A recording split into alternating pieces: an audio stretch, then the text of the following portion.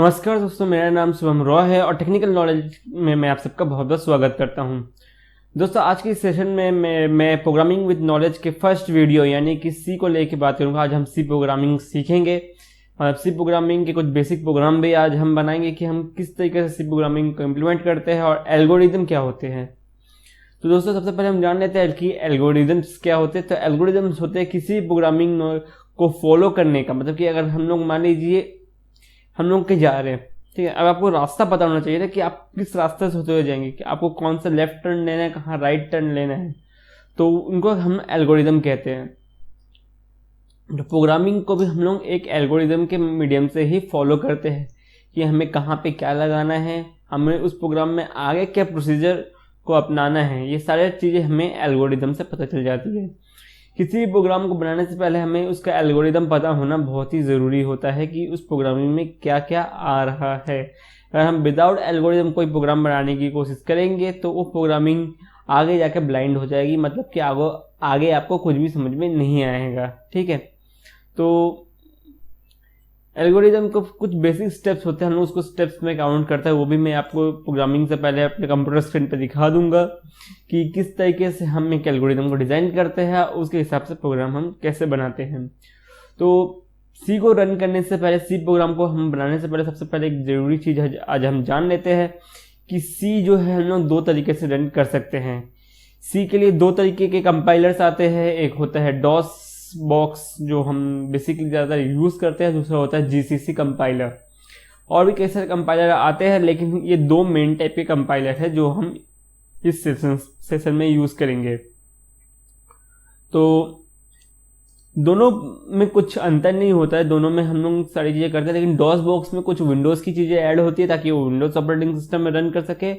और GCC mainly Unix या Linux systems के लिए बनाया गया था, इसलिए उसमें हम लोग कुछ चीज़ों अलग से इम्प्लीमेंट करते हैं, या फिर विंडोज़ में जो चीज़ें हम इम्प्लीमेंट करते हैं उन चीज़ों का यूज़ हम उस पर नहीं करते हैं।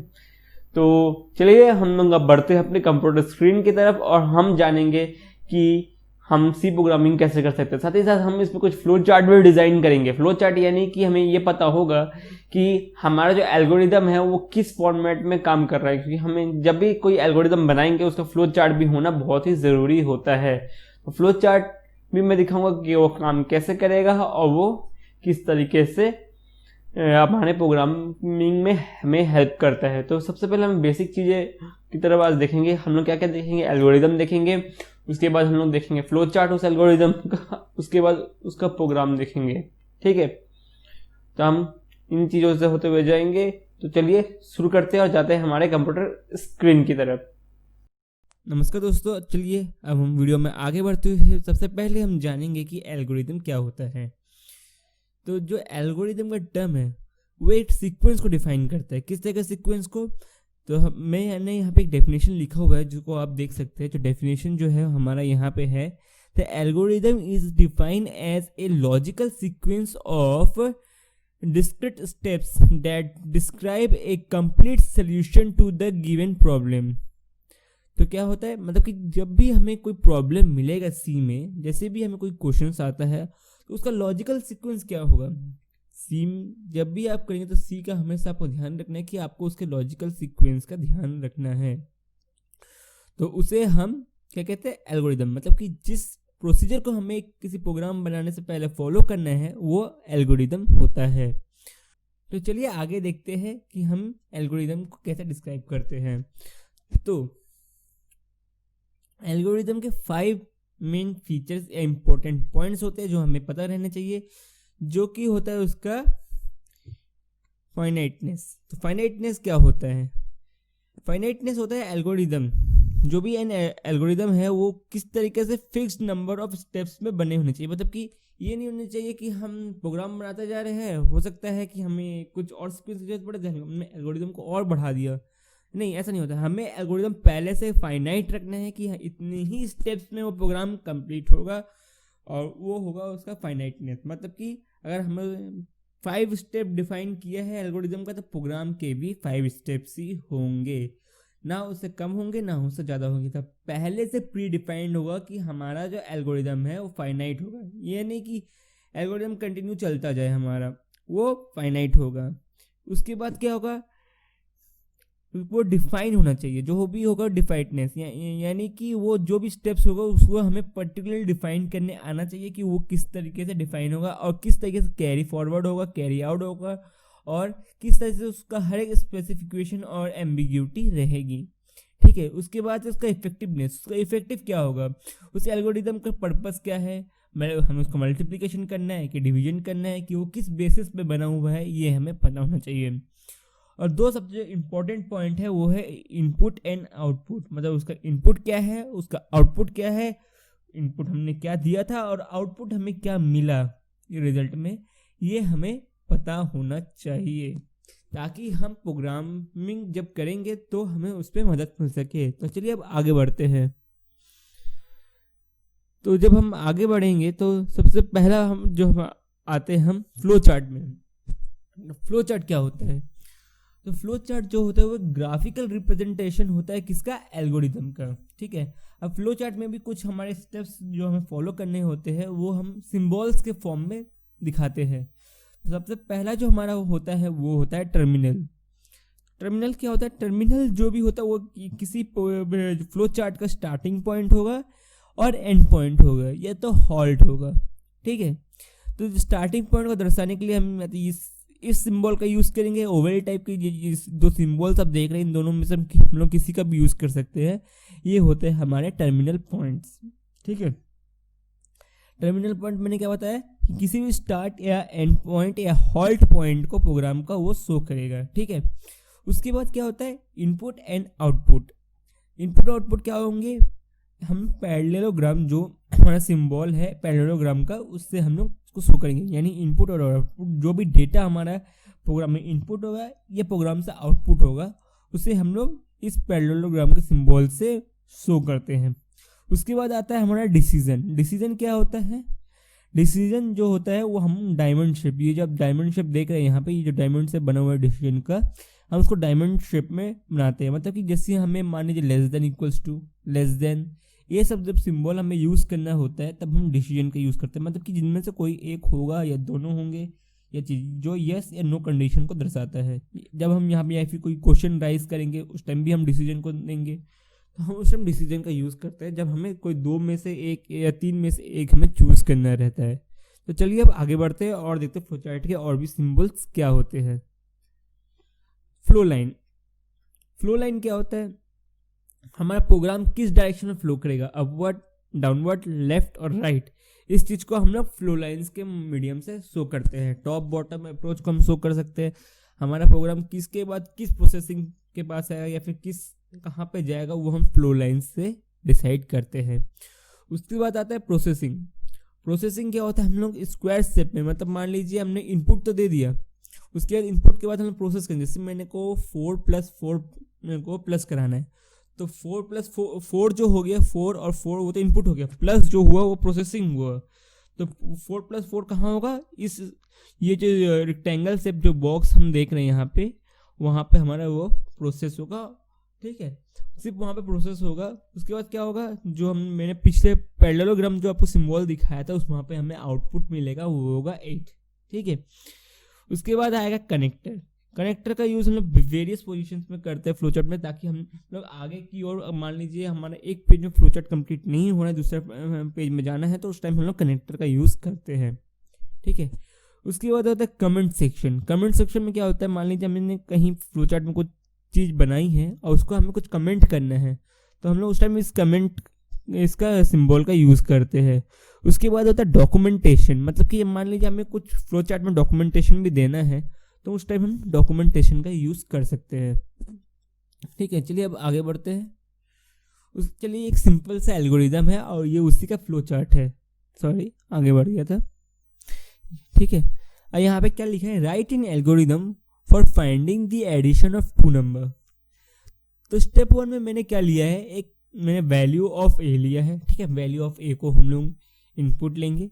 उसके बाद वैल्यू ऑफ बी को मैंने इनपुट लिया है, यहाँ पे मैंने क्लियर लिखा है स्टेप 2 में, ये input the value of B. Step 3 है calculate some equals to a+b। मतलब यहाँ पे क्या हो रहा है? हमारा ये प्रोसेसिंग हो रही है, ए और बी की वैल्यू ऐड होंगी। ठीक है, उसके print the value of some, मतलब देखिए ए प्लस बी जो मैंने यहाँ पे लिखा हुआ है स्टेप 3 में, वो इक्वल्स टू सम में जा रही है, मतलब ए और बी की जो भी वैल्यू होगी वो सम के पास आ जाएगी, ठीक है। और उसके बाद हम क्या करेंगे, वैल्यू क्या किसकी वैल्यू प्रिंट करेंगे, सम की। उसके बाद हमारा प्रोग्राम स्टॉप हो जाएगा। तो ए प्लस बी की जो भी वैल्यू होगी वो प्रिंट होगी, उसके बाद हमारा प्रोग्राम स्टॉप हो जाएगा। इसी को आइए फ्लो चार्ट में समझते हैं। सबसे पहले हमारा प्रोग्राम स्टार्ट हुआ, ठीक है। उसके बाद मैंने ए एंड बी की वैल्यू इनपुट ली, जैसे input the value of A and B, यहाँ पे रीड ए एंड बी आ गया, ठीक है। उसके बाद क्या होगा, सम होगा। ये प्रोसेसिंग बॉक्स है हमारा, मैंने बताया था रेक्टेंगल या स्क्वायर से जो हम बॉक्स डिज़ाइन करते हैं वो प्रोसेसिंग के लिए होता है, और पैरेललोग्राम इनपुट आउटपुट के लिए होता है। इन दोनों में आपको कंफ्यूज नहीं होना है, ठीक है। तो ए प्लस बी हमारा सम प्रोसेस हुआ, और ए प्लस बी की जो भी वैल्यू आई वो सम में चली गई। जैसे मैंने उस टाइम एक एग्जांपल लिया था 4 + 4, तो 4 + 4 जो वैल्यू है 8 जो आएगा 4 + 4 वो सम में स्टोर हो जाएगा। उसके बाद हम डिस्प्ले सम को करेंगे तो print the value of some, तो यहाँ पे हमारे पास वैल्यू क्या आएगा 8, ठीक है। उसके बाद ये स्टॉप हो जाएगा प्रोग्राम आगे जाके। तो आप इसको अगर आप चाहें तो नोट कर सकते हैं। चलिए हम आगे बढ़ते हैं। उसके बाद हमारे जो फ्लो चार्ट है, ये एक और फ्लो चार्ट हमारे पास है, लेकिन सबसे पहले हम लोग क्या करते हैं,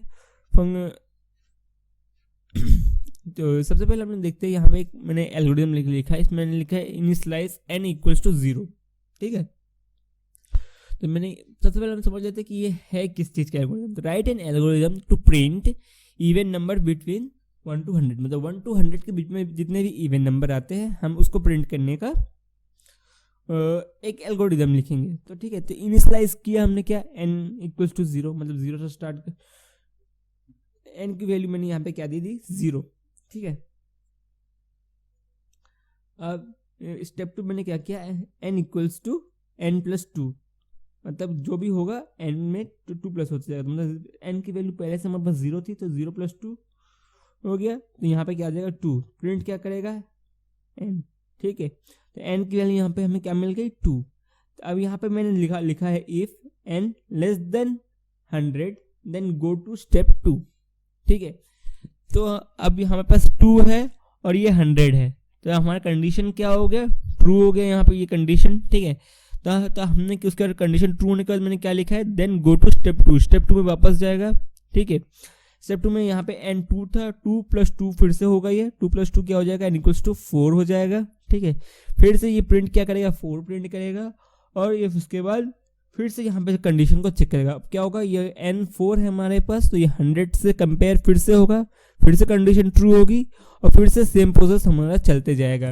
ये कब तक ये प्रोसेस चलेगा, जब तक ये कंडीशन फॉल्स ना हो जाए, मतलब ये 100 तक चलेगा। 100 तक चलने के बाद जब ये 101 में आएगा, तभी 102 में आएगा, तभी कंडीशन क्या हो जाएगा, फॉल्स हो जाएगा। तो इस तरह से हमारा क्या होगा, जो भी हमारा जो वैल्यू है वो प्रिंट होते जाएगा 100 तक इवन नंबर के। उसी तरीके से ये उसका फ्लो चार्ट है, जहाँ पे मैंने लिखा है स्टार्ट यानी प्रोग्राम हमारा यहाँ से स्टार्ट होता है। उसके बाद क्या हो जाएगा, n ये हो जाएगा 0, मतलब कि n = मैंने 0 दे दिया है। फिर सेम वही चीज़ प्रोसेस हमारा फॉलो हो रहा है कि n + 2 तो 0 + 2 यहाँ पे 2 आ गया, प्रिंट क्या हुआ 2 हुआ। फिर से ये यहाँ पे कंडीशन चेक किया, अगर ये फॉल्स हो गया इस तरीके से, और ये चला गया यहाँ पे, ठीक है। इस तरीके से ये चलता जा रहा है, ठीक है। यहाँ पे कंडीशन मैंने दूसरा दिया है, और यहाँ पे अगर कंडीशन में लेस देन दिया रहता तो यहाँ पे यस होता, यहाँ पे नो होता, लेकिन मैंने यहाँ पे ग्रेटर देन दे दिया है, इसलिए मैंने यहाँ पे यस लिखा, यहाँ पे नो लिखा हुआ है। तो इस तरीके से हमारा प्रोग्राम चलते जाएगा जब तक कि हमारा वैल्यू या तो ट्रू या तो फॉल्स नहीं हो जाता, या तो ट्रू नहीं हो जाता, ठीक है। तो इस तरीके से हमारा प्रोग्राम चलते जाएगा। तो चलिए अब हम बढ़ते हैं एक प्रोग्राम की तरफ, जो प्रोग्राम हम देखेंगे कि हम एक प्रोग्राम को कैसे रन करते हैं, ठीक है। तो आज हम एक सिंपल सा प्रोग्राम सीखेंगे, उसके बाद मैं कुछ कंडीशंस और ऑपरेटर्स के बारे में आपको अगली वीडियो में बताऊंगा। उसके बाद हम लोग कुछ हार्डिंग प्रोग्राम के ऊपर आएंगे, जो कि हमारा थोड़ा सा बेस्ड रहेगा। खाली आज आपको थोड़ा सा डिस्क्रिप्शन देने के लिए है कि ये हमारा कोई प्रोग्राम जो है वो किस तरीके से रन करता है। तो चलिए शुरू करते हैं। तो चलिए अब हम आ गए हैं हमारे टर्बो सी के कंपाइलर में, जो कि है डॉसबॉक्स का। तो जब भी आपसे कोई पूछे कि इस प्रोग्राम का आउटपुट क्या होगा, ये आपके लिए क्वेश्चन है, तो जब भी कोई आपसे पूछे कि इस प्रोग्राम का आउटपुट क्या होगा, तो आपको सबसे पहले उसको ये पूछना है कि आप कौन से प्रोग्राम कंपाइलर में इस चीज़ को रन कर रहे हैं। ठीक है, सिंपल सा ही क्वेश्चन है कि आप जब भी आपसे पूछे कि इसका आउटपुट क्या होगा, तो आपको पूछना है उसका कंपाइलर क्या है। सी के लिए अलग अलग कंपाइलर्स होते हैं और उनके लिए अलग अलग आउटपुट्स भी कभी कभी हमें मिल जाते हैं। इसलिए सबसे पहले हमें पूछना है कि उसका कंपाइलर कौन सा है। ठीक है, तो चलिए शुरू करते हैं हमारा पहला प्रोग्राम, जो कि है टर्बो सी के ऊपर। तो उस प्रोग्राम में हमारा कुछ गड़बड़ हो गया था, कंटिन्यूस में जी लिखा गया था। तो अब हम हो जाता है मेरे से कोई गलती से कोई बटन यहाँ प्रेस हो गया हो, या फिर मैं जो कीबोर्ड रखा हूँ वहाँ पे हो जाता है किसी बुक से वो जी बटन प्रेस हो गया हो, तो वो कंटिन्यू जी वहाँ पर लिखा चला गया। तो उसका कोई प्रॉब्लम नहीं है। तो मैंने क्या किया, वो जी अब पता नहीं वो कहाँ तक लिखाया है, मैंने कई बार उसको मिटाने की कोशिश की लेकिन वो मिट नहीं रहा था। तो मैं एक नया पेज खोल लिया है। तो चलिए अब हम दोबारा से उसी प्रोग्राम को लिखते हैं, ज़्यादा टाइम नहीं लगेगा।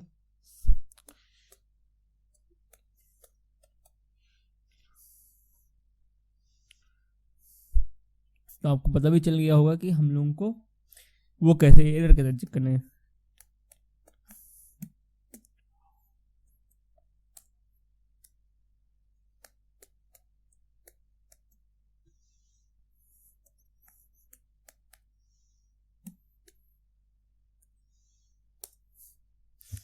ठीक, ये दो स्टेटमेंट सबसे ज़रूरी होते हैं, ये मैंने लिख दिए। void void मेन, ये सबसे मेन पार्ट है हमारे प्रोग्राम का, क्योंकि यहाँ से हमारा प्रोग्राम स्टार्ट होता है। आपको ध्यान रखना कभी भी आपको यहाँ पे ये चीज़ नहीं लगाना है। ठीक है, void मेन को आपको क्लोज नहीं करना है। ठीक है, उसके बाद मैं यहाँ पे इसको ही दूंगा। उसके बाद मैं दूंगा PRI प्रिंट एफ। ठीक है, इसको मैंने दिया है, प्रिंट एफ को क्लोज करना रहता है। और फिर यहाँ पे हम देंगे इस चीज़ को। ठीक है, अंदर मैं लिख दूंगा टेक नहीं कल के नॉलेज विथ SR। ठीक है,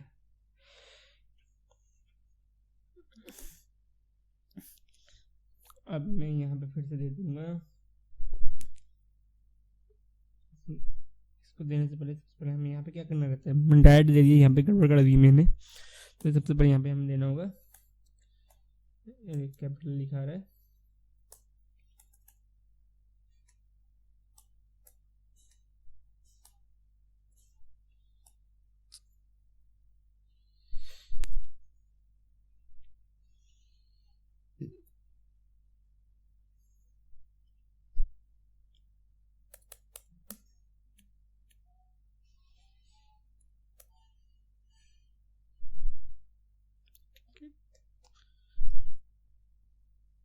ठीक है, गेट स्टेज मैंने दे दिया। अब इसको दोबारा से कंपाइल करेंगे। ठीक है, अब देखिए कोई रन आ रहा है कि नहीं, अब कोई एरर नहीं है। ठीक है, अब इसको हम लोग रन करेंगे।